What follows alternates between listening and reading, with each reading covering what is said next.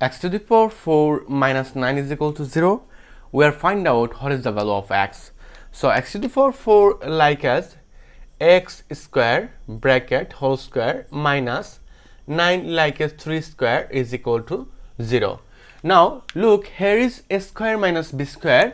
We know that a square minus b square is equal to a plus b times a minus b.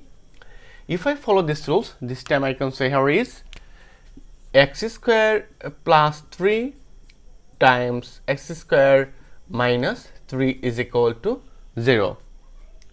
Now here is two cases. Our first case is x square minus 3 is equal to 0, and other case x square minus 3 is equal to 0. Now I can say here is x square is equal to minus 3, and here is x square is equal to 3. Now here is x square is equal to minus 3. I use both sides square root.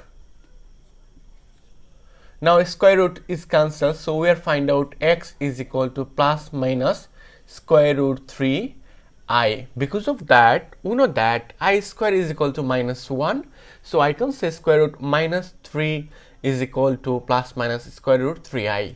In others case, x square is equal to 3. I use both sides square root, so square root is cancelled, so we are find out x is equal to plus minus square root 3. So our final answer is x1 is equal to square root 3i, x2 is equal to minus square root 3i, x3 is equal to square root 3, and x4 is equal to minus square root 3. This is our answer. Thank you all.